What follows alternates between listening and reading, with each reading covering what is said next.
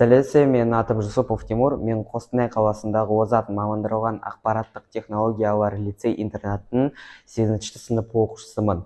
Бүгінгі мен жобам бұл көз ақаулығы бар адамдарға GPS қолтаяғын құрап, оны тестілеу.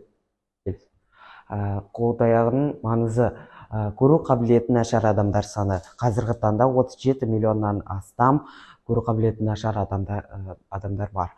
Тәуелсіз қауіпсіз қозғалу соқыр адам үшін өте маңызды. Үшіншісі, қолданыстағы шешімдер қарапайым таяқ, арнайы ит, электрон таяқ, бұл барлығы біздің қолтаяғында жұмыс істейді. Қолданыстағы шешімдерін талдау.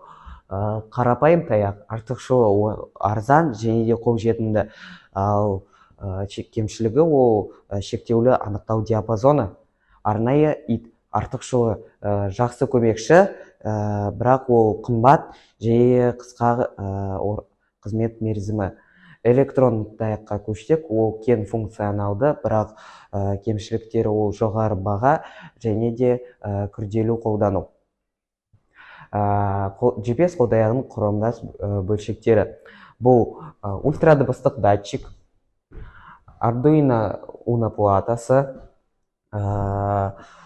бипер және де жарық диоды.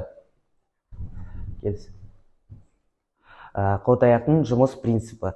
Бірінші, бұл ультрадыбыстық датчик кедергіні анықтап, Arduino Uno платасына сигнал береді. Arduino Uno платасы өз ретінде сол сигналды биперге жіберіп, бипер дауыс шығарып, ал жарық диоды өз-өзінен жарық шығады.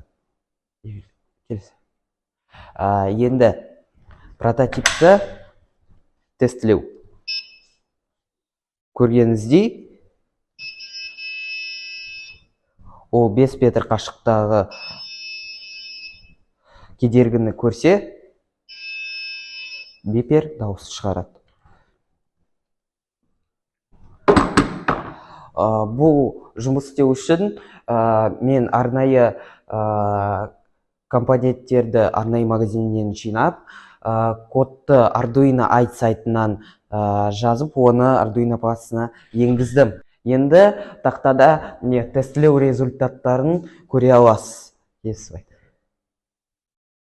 Қорытындыға келсек, жетістіктер прототип сәтті жасалынды да тестіленді.